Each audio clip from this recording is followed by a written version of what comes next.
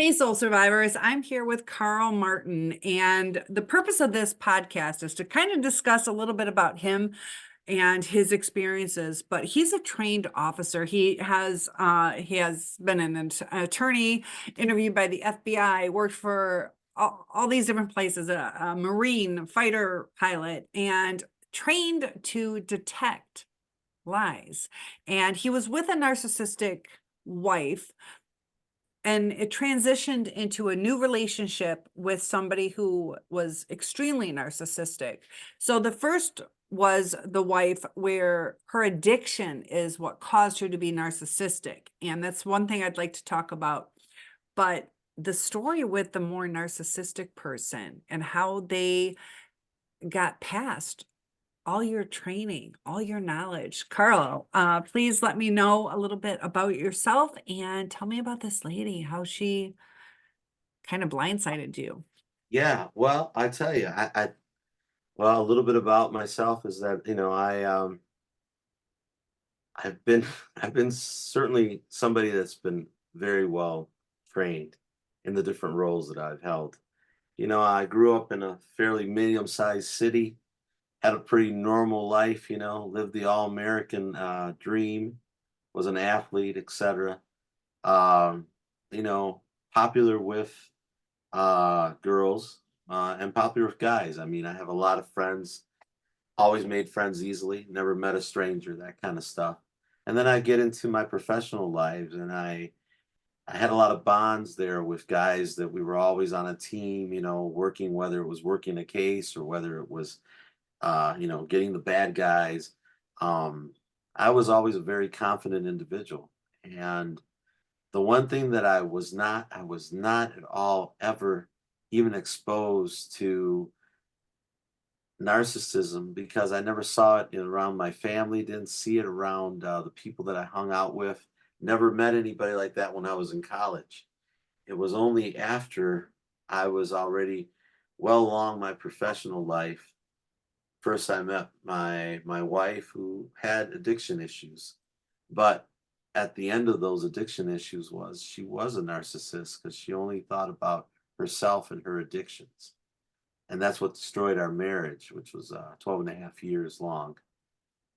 But the real terrible part of for me was uh, the damage that it did to me, because got inside of me, and she totally redefined some of my images of who I was. So it started affecting my confidence. And we were talking, because both of us have been to law school, and we were talking how, when I began, they said 1/3 of you will end up divorced by Right. the time you're done with school, because Right. it rewires your brain. Now, Right. schooling can rewire your brain, so can Correct. relationships.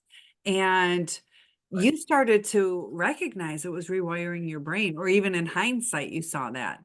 True. Exactly. Yeah, I did. I did. I started seeing it, and that's why when I got into the second relationship with an individual that extremely, extremely self-centered. I didn't get the opportunity because, like I said, I had infrequent contacts with her. We didn't see each other every day. It was the co-parenting, the week on, week off. So it was always the week off. But I would go to conferences and I would go traveling. She would go to conferences. She would go traveling. So it became everything was a date. It was like a date. So dating has its purpose, but we also have to recognize that when we're in a dating mode, and I come to realize that because I spent uh, already 10 years looking back at it and doing the hard mindful work that is really difficult when you start recollecting yourself and you start developing healthy boundaries, and also start studying what a narcissist will do, because uh, I call it an inflicted wound that never heals. It is something that you will learn to manage, but the pain is always there. Why? Because when you have a true narcissist, they will literally suck the living marrow out of you. But there is a way to make it better and to get through it, and there is healing that can be done. But yeah, there's uh, Right. hypervigilance now, and the trauma, Oh, the yeah. anxiety, panic Right. attack. Exactly. Yeah, absolutely. And I've experienced those all of those types of reaction, but that's because it was so intense.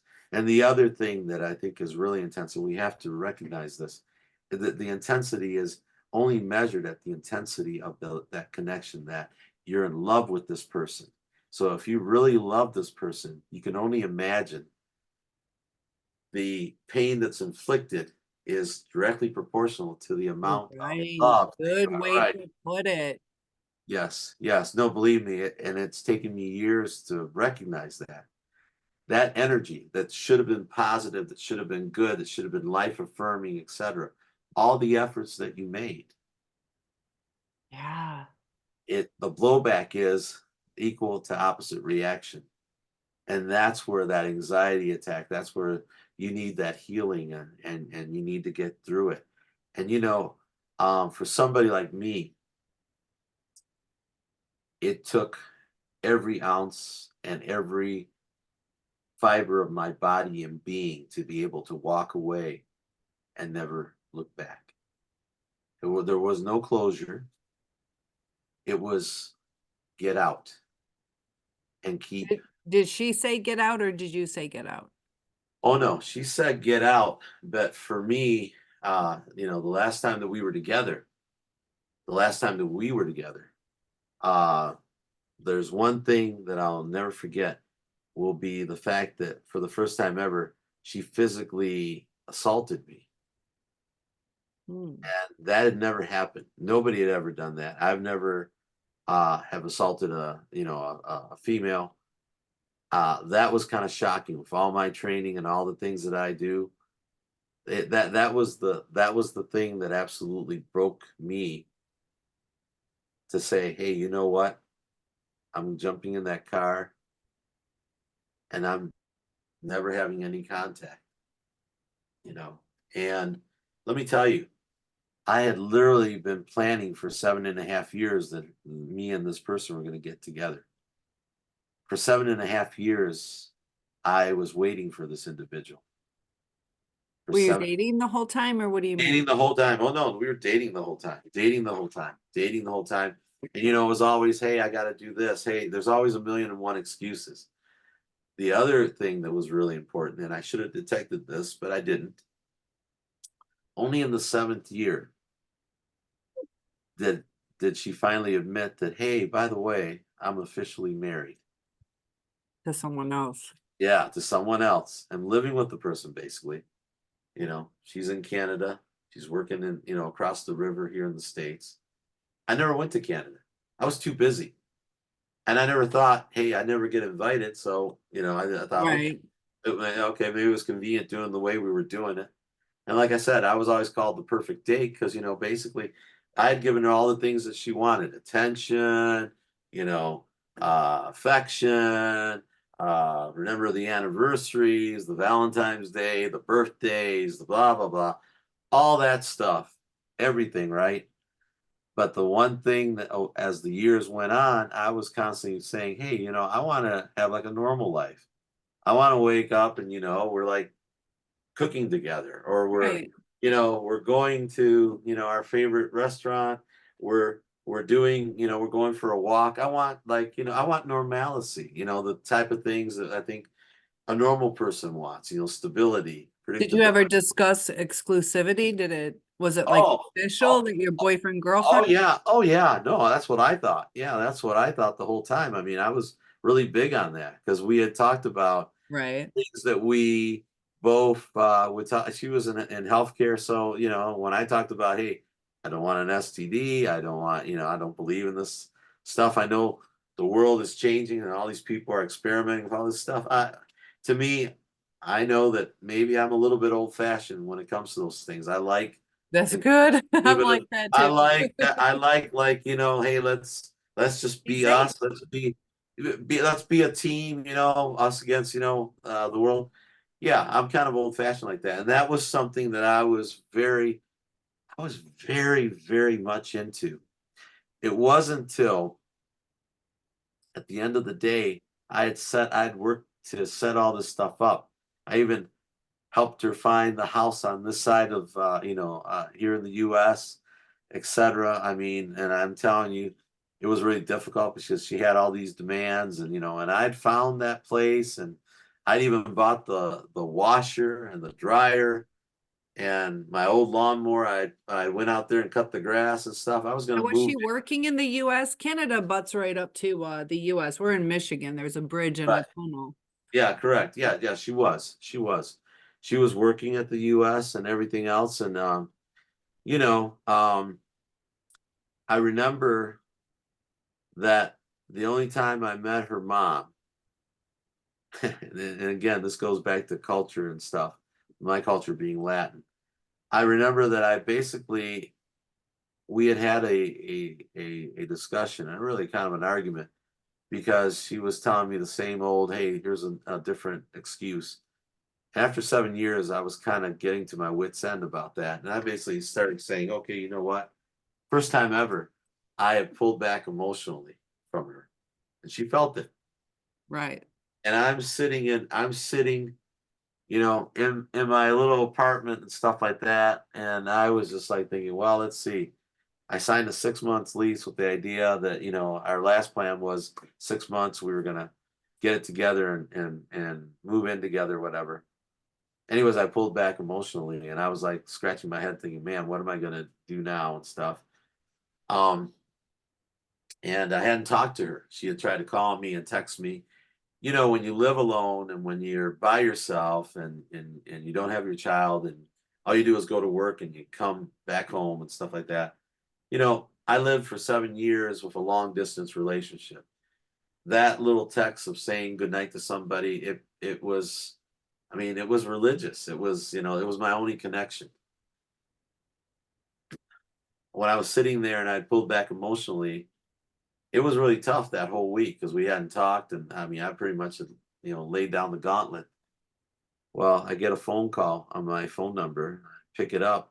It was her mom, and her mom Triangulation. Go didn't know ahead. at the time. Yeah, basically, yeah, my daughter's devastated. Well, if you know anything about the Latin culture, it's like when parents talk, it's like you become kids again. Yes. And, so I mean, she had her mom call me, and mom invited me up to Toronto. So, we ended up going up. I gave in, I was sure, etc. When I met the mom, she had told me about, well, I had married 5 times. So she wasn't like the expert on relationships. But what had happened was every 5 marriages that she had, she grew progressively richer. Every And 5 marriages? yeah, the 5 marriages. So where she started at one point and then she progressed up. So money was like big to these people. And again, uh, maybe because of the way I was raised and the values that I was given, I knew that that was not something. Money, let me tell you, money is helpful. Don't get me wrong, but it never should define you as a person. Okay. But again, I'm faced with a situation where we're going to these malls up in Toronto. I mean, where these are not like your normal malls. These are like where they have designers. And I saw these two women going through the racks, and I'm thinking, hey man, that's some expensive stuff. And you know, and, and my biggest kick was when I took them out to dinner that evening, and I'm paying for the dinner. When she excused herself, the mom is basically saying to me, well, you know what? This government worker that you are, you need to go to your boss, when you get back and say, I need a $30,000 raise, blah, blah, blah. And I'll take nothing short than that. She's trying to tell me about hardcore negotiations because my daughter's used to a certain thing. I'm thinking, well, ma'am, I hate to tell you, but government doesn't work that way. Right. Everything's on a scale. I mean, you can't, there's no bonuses. That's just the way it is. It's public service, different. Yeah. But by her doing that, and again, by seeing that the daughter fed into that as well, Oh, yeah. because a narcissist just thinks, hey, yeah, hey, this is the way it should be. It should You be. will bow down to me. You will give me what I want. Right, exactly. Which is, which again, looking back at it and you only see it in hindsight, that's when the true colors came out. And I'll tell you that for me, towards the end, I started seeing, my eyes were starting to open up. And the biggest, and I'll never forget this, the biggest aha moment, eureka moment before that individual, last time I saw that person and she physically assaulted me. The biggest aha moment was how we were at a very fancy seafood restaurant. And this server comes out and she put these dishes out, and that server is probably in her early 20s, probably a college kid, etc. I mean, it's just a server. I'm always really kind to people that are working in those types of jobs because I know what it's like to work in those jobs. I did it when I was younger, but I'm a kind person always to anyone, because Right. that's just the way, as a general rule, I always am. You know what I'm saying? I make it a point to, you know, give a good tip. I don't have to be catered to. I Right. just feel for these individuals, okay? I do it. I set a pattern. I used to tell my men, this is how I am, and there's a reason for that. When you're an officer, you always set a pattern. At whatever title I had at the time. But I remember that here was the eureka moment. Somehow there was a little spot on one of these dishes, and the way she was talking to this poor server, Oh. and I was just flabbergasted because for me it was like, oh my gosh, that was an indication of how a narcissist absolutely doesn't care about anybody but themselves. Okay, and the way that once she moved over to the state side, was in the house, all these rules were suddenly being put on me to the point that I never moved in. I never even put a sock in that house. Why? Oh. Because I was saying, what is going on with all these restrictive rules? We go and buy groceries.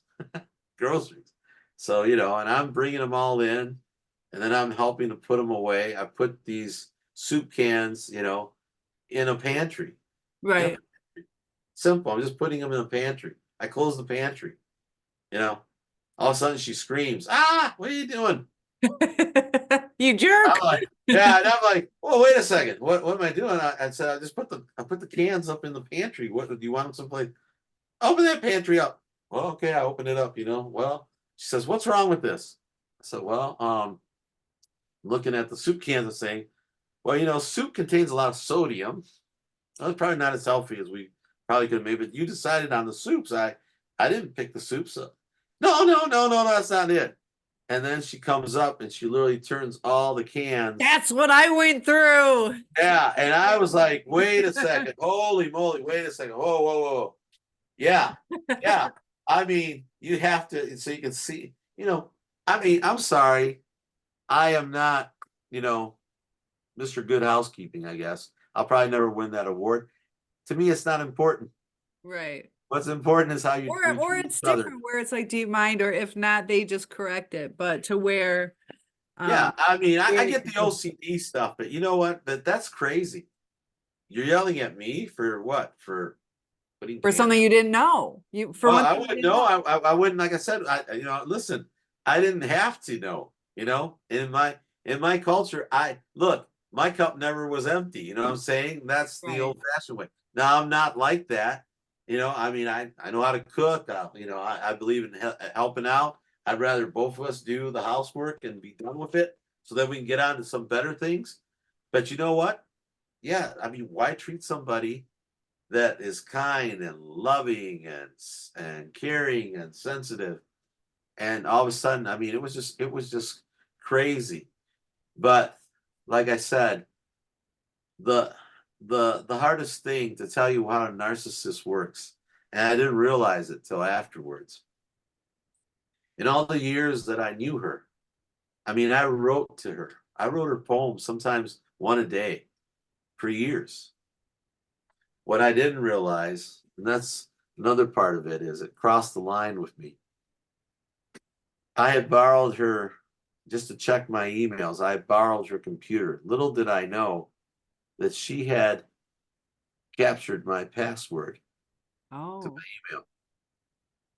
What I didn't know, much to my chagrin, is that she had actually gone through my emails and she destroyed everything I ever wrote to her.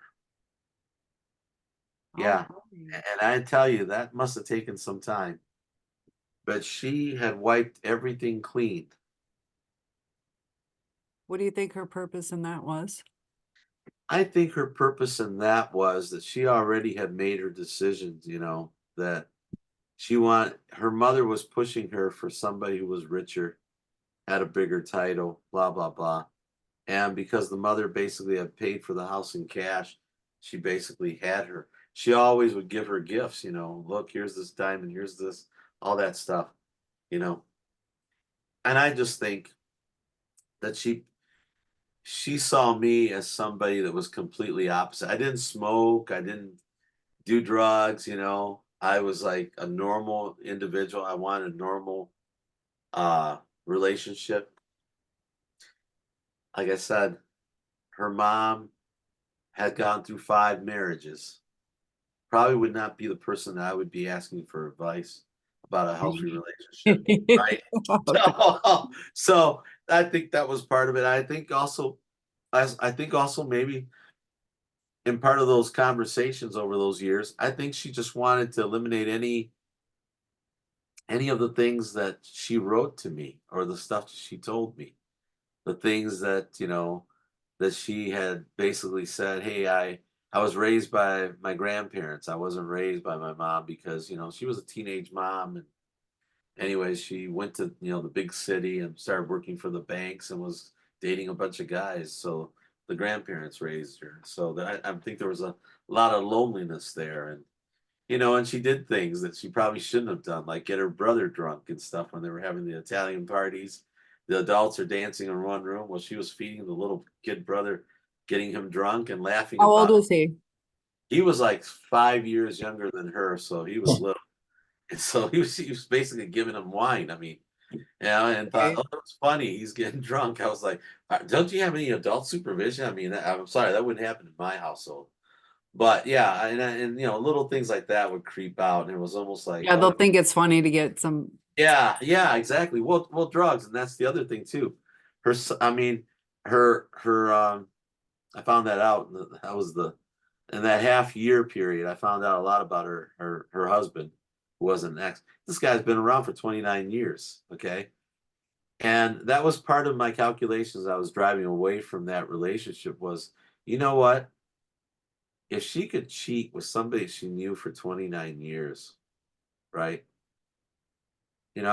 Besides feeling like a fool or being used like a tool, okay, because that's the feeling I had. So you can imagine what I was feeling. But it came to the realization, and that's why I never looked back, because there's nothing special about me. You know what I'm saying? If she can do that to somebody she knew for 29 years, a Right. narcissist can shut off any Does type she, of guilt and emotion. You know what I'm saying? What do you think she's going to do to somebody like me that she's only known for 7.5 years? right. That is what sealed it for me. And that's what started my process of starting to work on the healing and getting through it. And it was tough, man. So she got away with a relationship for 7 years with a bunch of Seven, lies to seven where and a half years. Yeah, 7.5 years. and a Yeah. half. Listen, It's- I'm gonna stand up. I'm not leaving. I just have to let my dog out, but I'm oh, still sure, sure, sure. here. You'll Sure, probably sure. see me, but I got a green screen. Come here, get I know, I got you. It's okay. so, I got you. so what we're in hindsight, come here, Pops. What are some of the red flags that you missed? Well, I missed the inconsistency. I missed the inconsistency of her stories. Those were the red flags. I really miss the fact that she was so self-centered about what she wanted. Always it was on her conditions. Me, Right. I'm kind of a flexible individual, you know what I'm saying? but I just remember that everything was on her schedule the whole time. And with me, my jobs, my responsibilities, I was very distracted. I was very distracted. I had, plus you're thinking about, you might have worries about your son. You don't get to see him every day. So all those things helped maybe making me less sharp than what I would have been. But I also think too, I have a lot of problems myself that I did not thoroughly investigate and become more critically thinking out, hey, what's going on here? Why are we always waiting? Why is it always next year? You Yeah, know, you got that time, future faking. right, And we right. hold on and we We believe know, it. yeah, we hold on. Yeah, well, when we hold on, and the thing is that the, the thing that was so ironic about it is, in the entire time that that was going on, you know, I I was single. I mean, I was single, officially single, legally single. I mean, etc. And I remember I was loyal to somebody because there was like no other person over here that I was like going with or even thinking of. Right. And it was like, at the end, that person was all about themselves, period. Right. They We're didn't need anything more. sacrificing and staying celibate Yeah, or yeah, yeah. Yeah, faithful and yeah, what was sacrifice? Right, exactly. What was sacrifice? And the other side too, the other red warnings that I should have seen is this is a person who drank. This is a person who smoked cigarettes, which of course I don't smoke. right. I remember when I first started being intimate with her, I used to always say, "My gosh, was there somebody smoking at this room that we're in?" You know what I mean? Not realizing it was coming out of her own lungs. And she never told me that she smoked. In fact, she never smoked in front of me. So She even always kissing her, you couldn't tell? Well, I got wise to it, later on, but initially, no. Okay. He would always deny it. Oh, maybe, yeah, they should have probably cleaned the room because I didn't know. Because guess what? I never kissed a smoker because I've never been around those people. And Right. I'm around health conscious people, nurses, and if Right. I kissed them, they just smelled like a hospital. Yeah. Right. In fact, it wasn't like French kissing. It'd be like a little kiss here and there. Okay. That was it. That was it. And they always, like I said, they always And smelled sometimes like. too, they might only do like that kind of kiss because they are a smoker and they're lying about it. Yeah, yeah, yeah, yeah, yeah, yeah, yeah, yeah, yeah. But like I said, but that came out. But that was another thing too. That was a secret part of her that would be like, hey, let me go over here and smoke and stuff like that. I remember we were at a conference in Nashville, and I'm like, hey, we got to go. The last bus to go back to Opryland thing to that hotel, that conference center, is gonna leave. Oh no, let's stay out here. And so how are we gonna get home? Well, maybe we'll take a cab. No, I said, this is crazy. No, she would go out and then she would be talking to all these guys, that are out there smoking with her, you know what I mean? And then Right. come join me. And I just thought, oh, that's really kind of, you know, I So what mean, kind of lies would she tell to you? she would always have, hey, there's things why I can't do this, or there's things why, I can't, her whole thing about when told me that um, she was still officially married is that no, I don't want to pay. I don't want to be the one that has to give this guy any money. He's going to ask for more money, and the What, laws in what Canada guy? are I don't, her husband. So oh, she was trying to justify it that she was just thinking about not losing money again, just thinking about herself. about money. She's really Money, into money. money. Oh no, it was all about money. What did her husband do? Did he have a lot of money? No, he was just the opposite. He had actually left a good paying job to move down with her. He worked for a pool company. He installed pools and he cleaned pools, and Okay. that's all that he did. And that's And seasonal too, where we live. yeah, it was, And in yeah, Canada. right, but yeah, right. It was very seasonal. So, what he did that, and he grew a lot of weed and took a lot of drugs. You know, Oh, yeah, and like I said, and here's another thing too. Even with her son, which, like I said, I always kind of questioned this. It's like when I found out, her mom started like calling me and telling me things, or when she was mad with her, once I finally met her. I mean, I was like horrified, but she told me the story. Yeah, we went to Vegas and brought the kid with us, whatever. The kid had drank everything in the hospitality, refrigerator that, they have at Right. Caesars. I mean, that's a lot There's of booze in there. $9,000. Yeah, yeah, yeah, exactly. But so she had to, so she had, you got to But pay for this. It's not free. she brought her kid on your dates? No, no, she brought her kid with the mom. No, she Oh, never okay, met the kid. I okay. never met the kid, and I understood that part until, like I said, until things normalized. But bottom line was, no, the mom told me, so she had to pay for that, which of course, it's expensive. But she goes out and she went and bought, at a regular liquor store, liquor to give to this kid. This kid was this kid was not 18. This Right. kid's like 16, 17. I don't know many parents that are drinking with their kids at 16, 17. I don't know Sadly, there many. are some, but yeah. Yeah, but normal parents don't do that kind of stuff.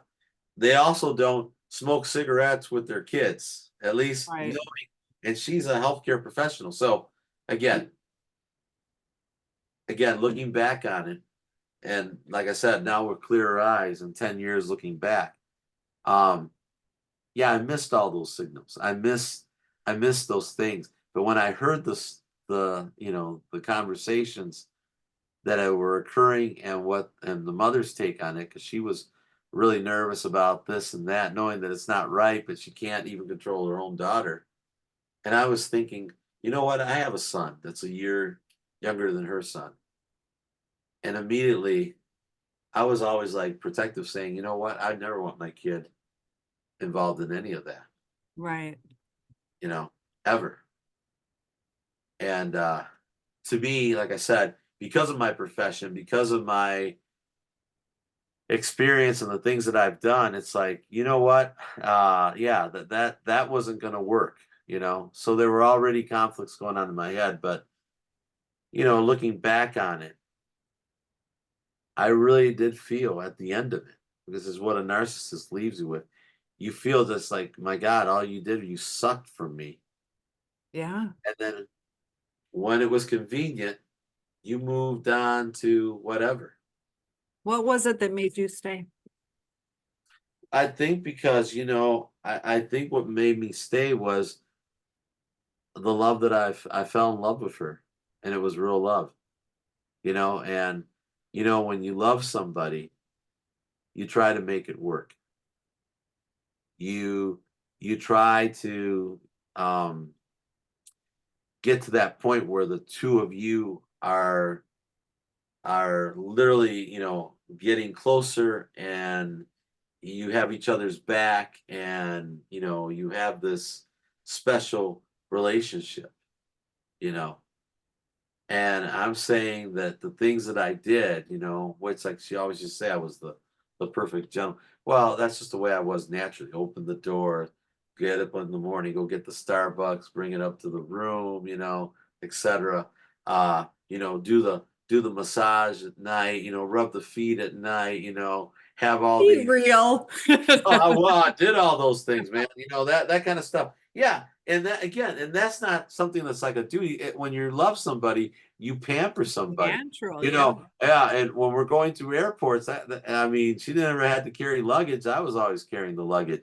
I mean, those are the things that you're taught to do. Those are the things that. Listen, I remember that we were in a conference, and we go across from Connecticut. I mean, we went across from Connecticut to New York City.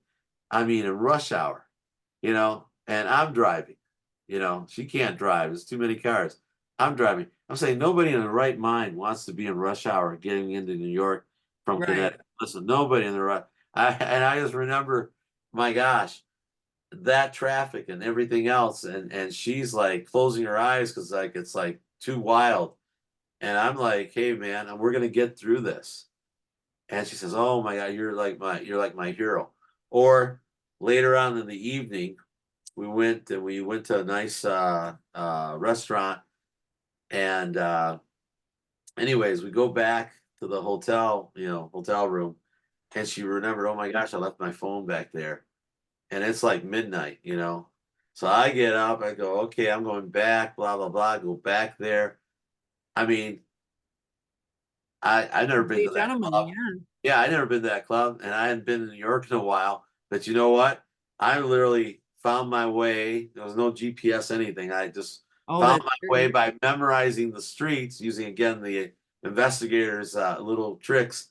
And I mean, I go there, I get to the head bouncer that's holding on. I say, "Yeah, that's our phone. Yeah, give me the yeah." He gave me the phone, and then I find my way back to. I mean, it's like 1 in the morning by the time I get back to the hotel room.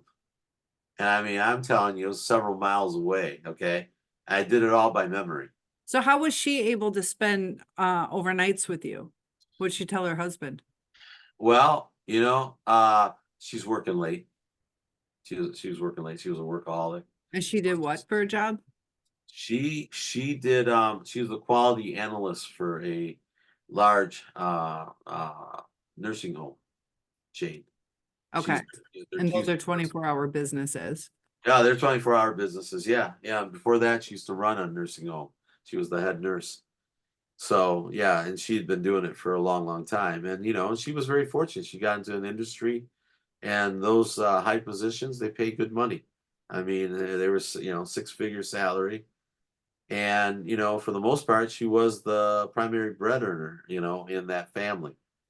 And it was all about money, and she was always worried about, oh, he's going to take me for stuff, et cetera, et cetera, et cetera. So So what do you think made her latch onto you?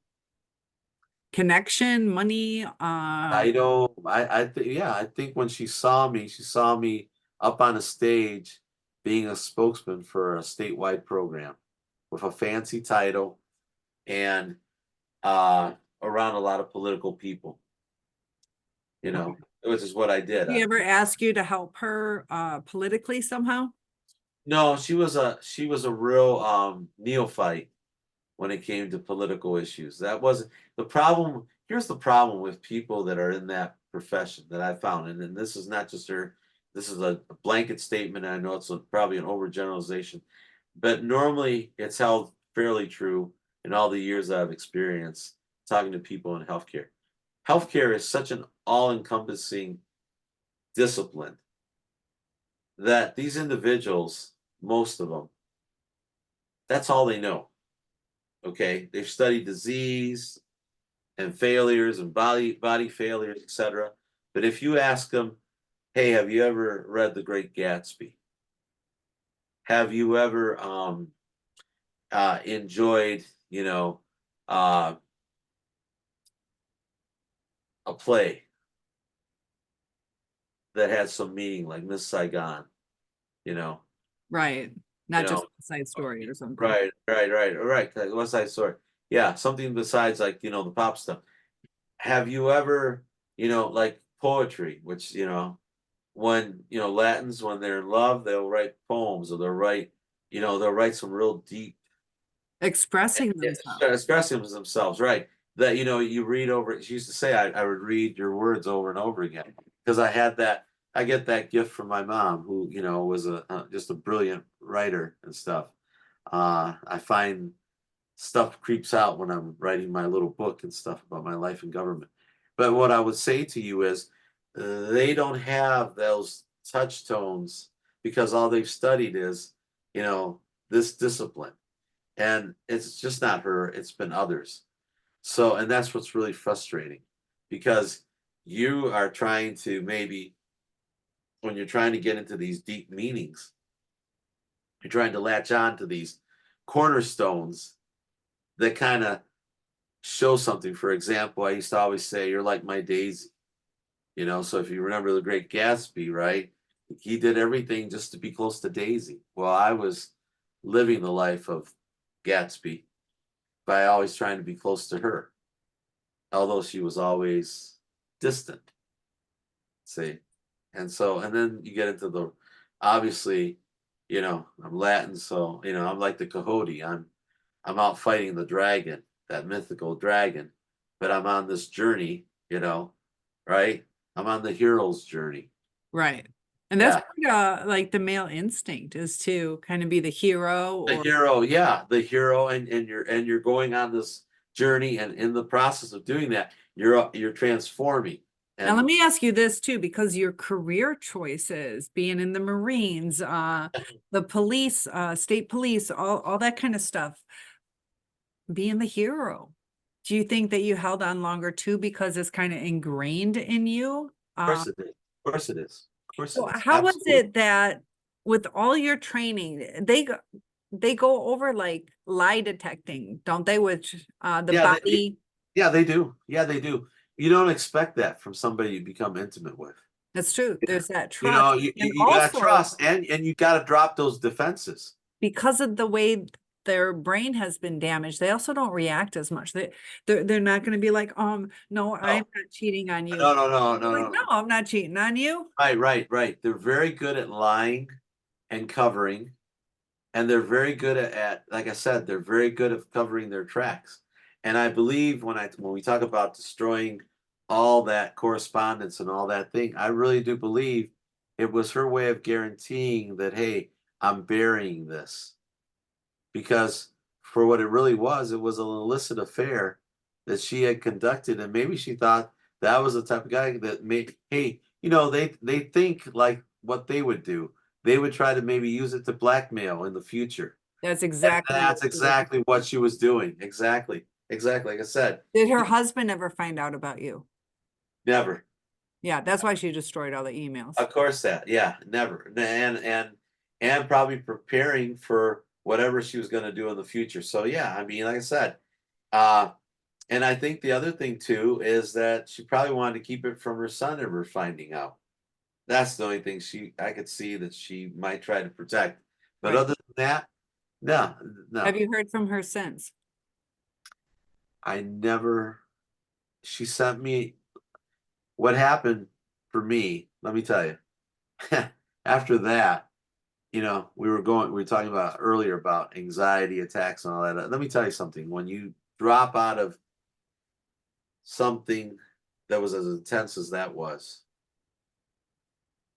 looking at your cell phone at night when you're alone, and I'm in an apartment and I'm on a 6-month lease, and I'm like, oh my gosh, where am I going from here? Why, what I did is I didn't do it overnight, and it took me a month or so to get my bearing. But I immediately said, hey, you know what? I'm done with this apartment thing. I'm going to get a house again. I need some permanency. And so that was the first thing.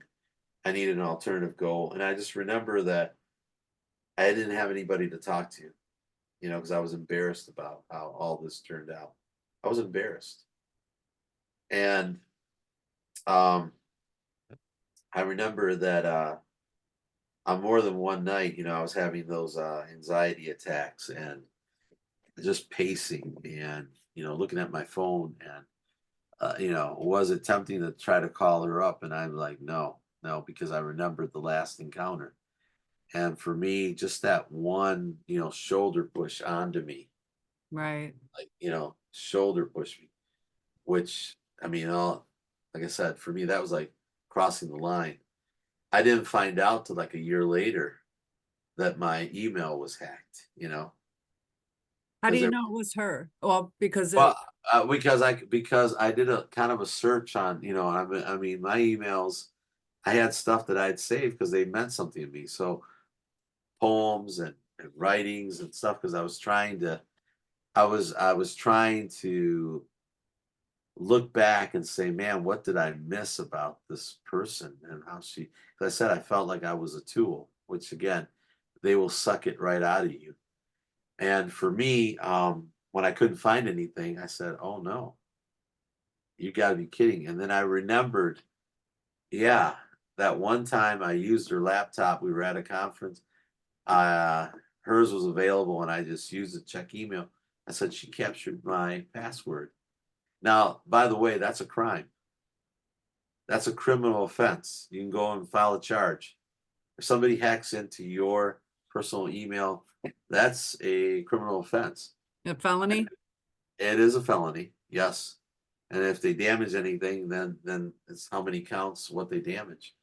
And like I said, that to me, for somebody that's been a lawman all his life, practically, that was like, wow, that's like you've crossed the Rubicon. Right. Again, another major injury. And for me, I remember speaking, and I spoke to my mom, you know, I couldn't tell her, hey, I'm having these anxiety attacks or whatever, but one of the biggest peaceful things that she gave me is that she told me, hey, this person was very dark. Oh, so your mom had some insight. Yeah, insights into that. And she says she was a very dark person. In other words, she wasn't what she appeared to be. When I heard that from her, that gave me like a sense of, you know what, that's kind of the final note. And I'm going to get on top of this anxiety. I'm going to get on top of these things. And the real irony was that besides searching for my house, by the time I moved into my house, my mom started becoming really ill. My mom was a professor, had PhD from the old country, had a PhD from this country. So I don't know many people, both her and my dad, that were able to accomplish getting two PhDs in their lifetime, but they did.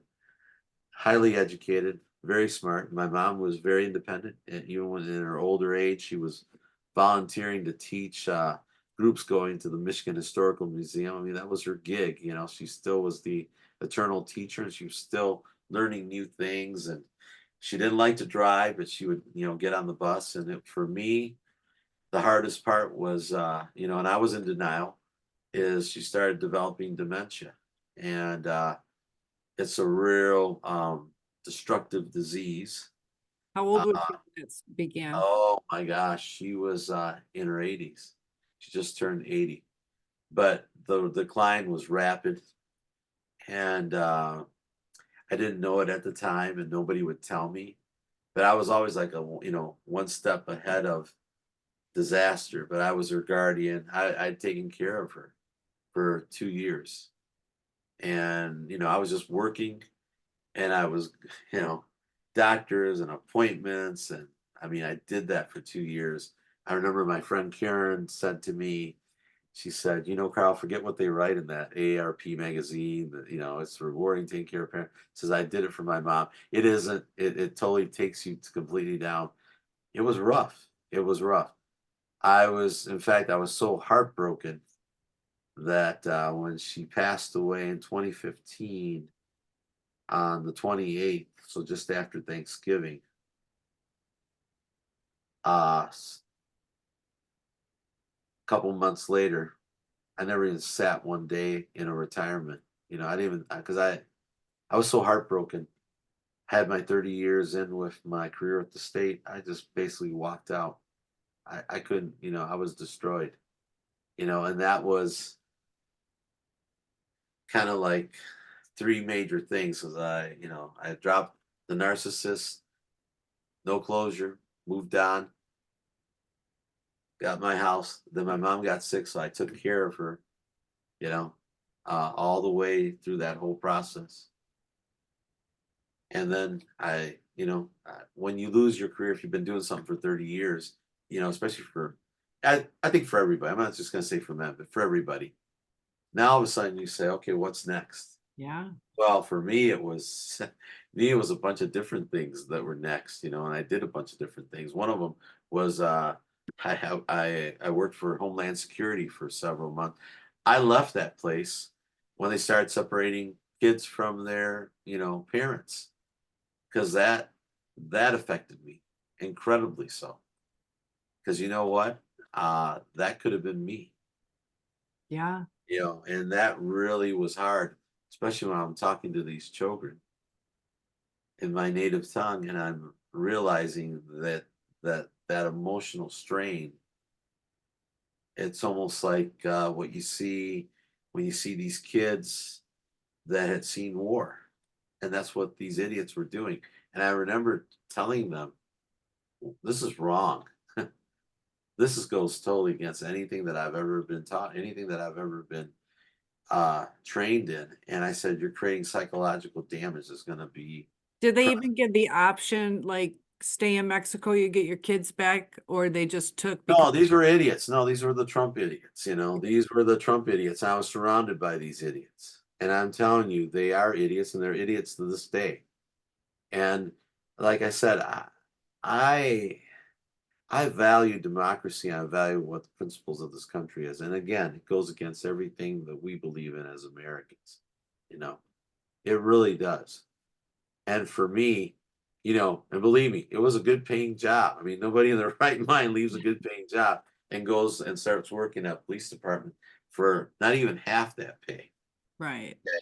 And I go into a really crime infested, area. Um, and but you know what? Again, it's the principles that you hold.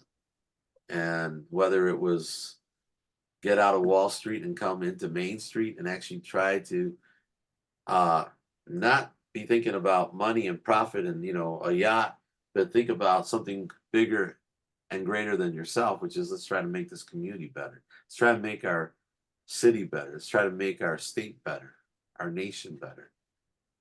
Again, I go talk to students that are in law school now, and I'm always at least raising the idea that, hey, it's okay to think about money, but you know what? Think about public service. Think Right. about doing something that actually involves, the sacrifice of what you might be making over here at private industry, but actually doing something that is going to make this community, this state, this country better. Because a Which lot is, of times too is when we have a purpose, yeah, we feel better. We feel more fulfilled. it's Gives something us a that they can't passion put to it, thrive. Cynthia. It's something they can never put in the paycheck. Right. Something they can never put in the paycheck. Okay. And when you have that experience, like I said, I remember I'm going to tell you one case that I did. Um, it was late. I just come back from court. I walked in. Secretary said, "There's somebody here. It's on a Friday. Nobody is in the office." Somebody showed up. It was a lady who, this was a long time ago. They still had payphones. Her only son was at a payphone, and they had shot him in the back of his head. So the son was killed.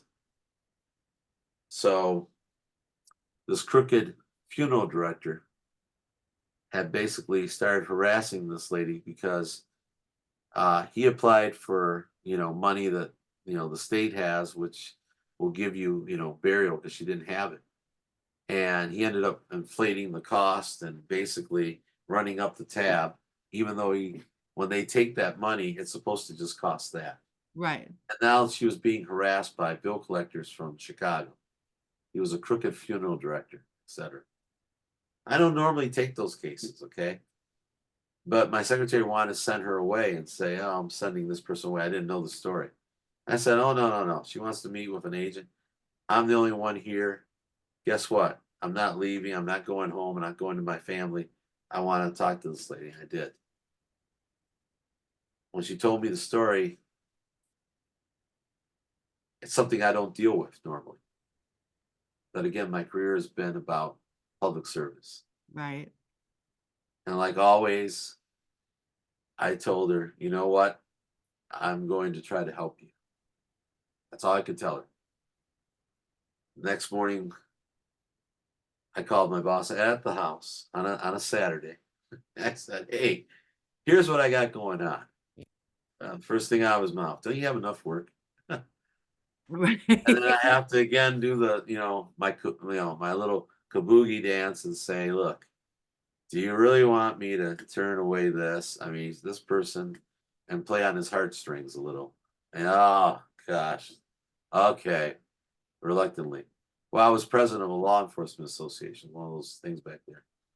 I knew a guy that works those types of, they regulate those funeral homes, and so I called him up. I said, "Hey, I got this issue." I did that on Monday.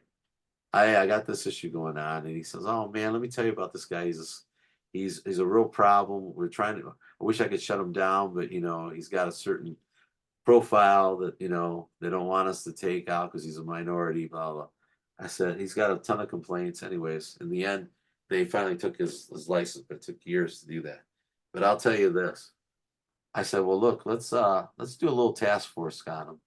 So we went and investigated, and then we get these lying stories. And eventually, magically, that money they took from the state, magically he sent it in as a check after we interrogated him. And anyways, he thought he was being real confident. So they have a hearing in Lansing. People like me don't show up to those hearings. Okay. When I go to hearings, I'm in a court. This is an informal and what they call administrative hearing. Boy, what a surprise to see a special agent coming into that hearing, you know, Right. as the witness. And he had three fancy pants attorneys from Detroit, and oh yeah, they were like, why is he here? Blah blah blah. He says, oh no, he's our first witness. And I, yeah, Beautiful. and I start testifying, and they start coming at me one at a time, trying to rattle me, like triple team me. And I'm like, oh no, you snowflakes. Let me tell you the story. And I'm literally narrating. I got the head of the whole state association of these funeral homes, and he was like belligerent. Man, when I got done with the story, that dude, as soon as the judge not only sanctioned him, right, on top of everything else, but he said, hey, uh, I'm really thinking about revoking your license and put it on the record. The head of the association comes up to me, he says, let me tell you, he's not indicative of our members, blah blah blah blah. The attorneys ran out. That lady was there for that hearing. Oh. This lady saw that, hey, she will not be bothered anymore, she will not be harassed anymore. He just got hit with a major league fine. It didn't matter that he tried to return the check. I told the county, don't you dare cash that check, put it in a Yeah, that's bank. like an Oh, acceptance of the yeah, term. exactly right. Yeah. Oh, you better believe it. Oh man, I scared the heck out of the supervisor of that accounting unit. I said, if you do, I'm gonna charge you with being an accomplice in this. And she, I won't do nothing. So sometimes you gotta talk to get people's attention real quick. Like I said, I can be very gruff. I can be real direct.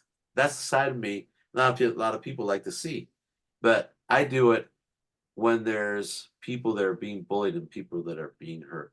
What And about when you were bullied though? Did you let your guard down? Like or were you just so blindsided you didn't even know? You know what? I didn't know. I didn't know when I was being bullied like that. I didn't know because I was so emotionally wrapped up into the feeling of, hey, I love you, and why are you behaving in this manner? And it was hurting me. Do you think things would have been different if she wasn't married? Do you think she had that big facade just to keep you, or do you think she loved you but wasn't able to be with you? I She I wasn't honest, so that's not She true. wasn't honest. She wasn't honest.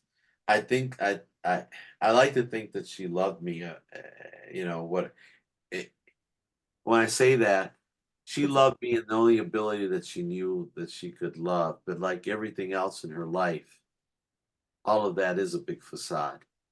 The right. depths, I mean, Because that's what, love, you have to be able to get to that level of being not just consistent, but being able to go to that deep level. There's got to be something in that well that you can bring up. because There I unfortunately are people like think that that they don't have the capacity. it's because we're always, did they ever even love me? And love is patient, kind, all those things.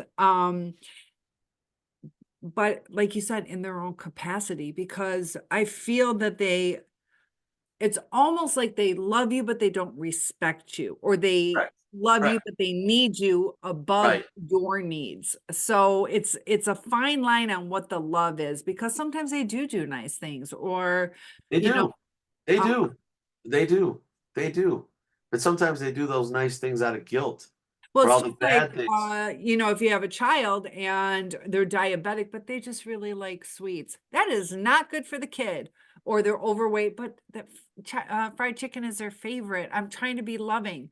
Right. So they can be loving, just like mom giving ice cream to the diabetic, but it's going to damage them. So that's Right. not healthy for them. And they take it, whether it's love or not love, it's unhealthy for us. And they don't have our best interest at heart.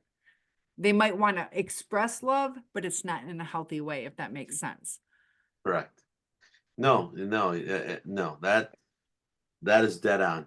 That is absolutely dead on. And that, like I said, um, you know, the worst dreams that I have to this day will be dreams that I have when she comes into my consciousness in the dream state. Because for me, I will relive some of these things and the type of behaviors that I experienced with her. The hardest part for me was the fact that the intensity of my feelings towards her were completely wide open. And I think when you going back to what you've said a couple times, how did I not detect it with all the things that I know? I think once you have let somebody totally inside of you that you don't have those barriers and you are authentic in your feelings towards that person is very difficult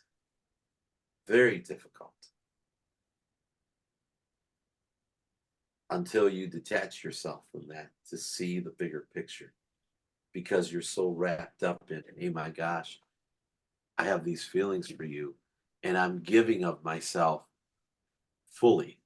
Right. Have any agenda, but I want good things for you and for me. These individuals, they want good things for themselves, and it's about convenience. At the end of the day, it's about that convenience. You're fulfilling what they need, but they will never be able to fill you up. And eventually, the point comes where there's going to be that break because they have no capacity to go with you for the whole journey. And that whole journey, honestly, is not just when everything is fine, it's that journey that leads to that hospice bed where they give you that blanket that never fits, where Right. nobody else is going to show up. It's only going to be the person that loves you. Everybody else is going to be far gone. You know what I'm saying? Everybody, you know? And we all deserve that true love. Well, listen, Carl, on that note, I want to thank you. I would like to invite you back. There's so much more I want to talk to you about. Fantastic interview today. Well, Thank you thank so much. It was really nice, and I hope you feel better. And thank you for Yeah, having today me. was kind of a rough day. I got you. It's gonna be yeah. Well, I hope it's gonna be better. And hey, listen, it was really nice, Cynthia. Have a good night. Hope you feel better, and thank you again. Yes, we'll talk again soon. Thanks. All righty. You Have a take good care. night. Bye-bye. Thank you. Bye bye.